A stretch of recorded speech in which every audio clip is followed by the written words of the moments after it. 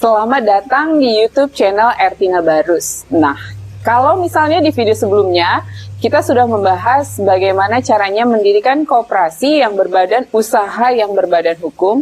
Nah, hari ini kita akan membahas aktivitas apa yang kita lakukan di koperasi kita saat badan hukum koperasi kita sudah terbit. Aktivitas yang pertama yang kita lakukan yaitu menjalankan unit usaha. Nah, kalau misal tadi unit usahanya adalah produksi goodie bag atau membuat tas. Jadi memproduksi tas tersebut sudah bisa kita lakukan. Jadi aktivitas menjahit, aktivitas potong bahan, aktivitas jualan itu bisa kita lakukan sehari-hari seperti itu. Nah, kemudian setiap penjualan dari goodie bag tersebut, koperasi akan mendapatkan keuntungan 10 atau 20%. Nah, apa nih yang menjadi peran dari koperasi? Nah, koperasi bisa saja menyediakan jasa untuk menyediakan bahan. Nah, kemudian koperasi juga yang akan memasarkan produk yang sudah produksi oleh anggota. Nah, sedangkan anggota koperasi kita, mereka bisa melakukan aktivitas sesuai dengan apa yang mereka bisa lakukan. Contoh, mereka menjahit seperti itu. Jadi, koperasi menyediakan bahan, anggota koperasi menjahit goodie bag tersebut. Jadi setiap goodie bag yang sudah berhasil dijahit itu akan dibayarkan sebesar jasa yang sudah disesuaikan ketentuannya sebelum saat koperasi dibentuk. Jadi aktivitas tersebut itu bisa dilakukan setiap hari sesuai dengan pesanan dari customer kita atau pelanggan yang membutuhkan goodie bag yang dari koperasi kita, seperti itu. Nah, demikian juga usaha-usaha lain yang ada di koperasi teman-teman sekalian.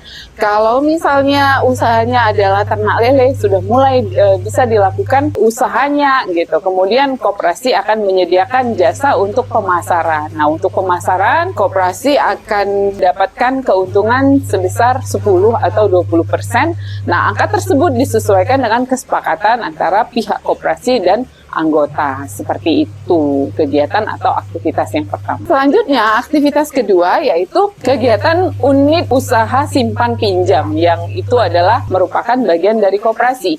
Nah, untuk simpan pinjam ini kita lakukan tidak harian ya, tapi kita lakukan sebulan sekali. Nah, anggaplah itu setiap tanggal 15. Jadi di tanggal 15 itu kita lakukan transaksi simpan dan kemudian bersamaan dengan itu juga transaksi pinjam.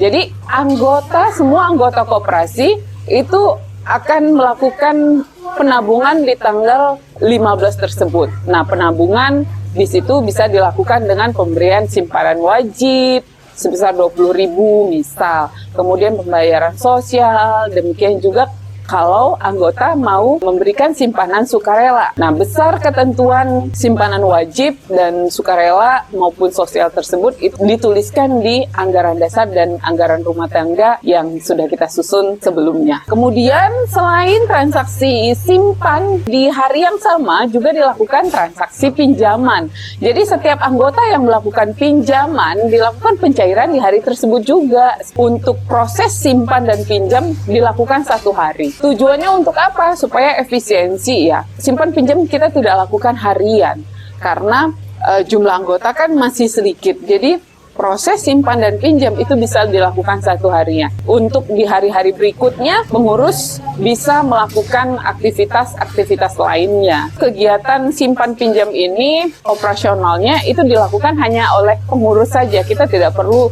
rekrut karyawan. Tujuannya untuk supaya efisiensi tadi gitu. Karena kan kita kan masih baru ya, belum punya pendapatan yang besar seperti itu. Jadi apa yang ada kita manfaatkan aja dulu gitu untuk di tahun pertama. Kecuali kalau misalnya koperasinya sudah berkembang, itu kita boleh rekrut karyawan ditentukan sesuai dengan kondisi atau keadaan koperasi kita. Nah, selanjutnya setelah kegiatan harian unit usaha kita lakukan, kemudian unit simpan pinjam kita lakukan selama sebulan sekali, setiap tanggal 15 atau tanggal berapa, itu disesuaikan dengan ketentuan rapat anggota. Yang terakhir yang kita lakukan setiap bulan itu adalah penyusunan laporan. Penyusunan laporan bulanan ini perlu kita lakukan setiap bulan. Jadi kegiatan unit usaha kita itu recordnya itu kita buatkan di dalam bentuk laporan. Demikian juga berapa yang biaya produksi, kemudian penjualan, demikian juga laba yang kita dapatkan dari unit usaha itu sudah terekap selama kegiatan 1 bulan. Demikian juga untuk simpan pinjam. Ada berapa banyak anggota kita yang melakukan penyimpanan maupun peminjaman, itu semua tercatat selama 1 bulan. Setelah dicatatkan, barulah dilakukan kegiatan tutup buku. Jadi di kegiatan tutup buku ini akan terlihat di situ berapa saldo akhir kegiatan koperasi serba usaha selama 1 bulan ini. Jadi angka pendapatan kita per bulan itu sudah dapat, baik itu di unit usaha, demikian juga di unit simpan pinjam. Nah, seperti itu dia aktivitas dan kegiatan yang kita bisa lakukan setelah terbitnya izin usaha yang kita sudah dapatkan. Oke, terima kasih sudah nonton. Jika kalian masih ada yang mau bertanya-tanya atau yang mau didiskusikan, silahkan di kolom komentar. Dan jangan lupa untuk subscribe supaya kalian tidak ketinggalan info penting yang aku bagikan di channel YouTube Ertina Barus.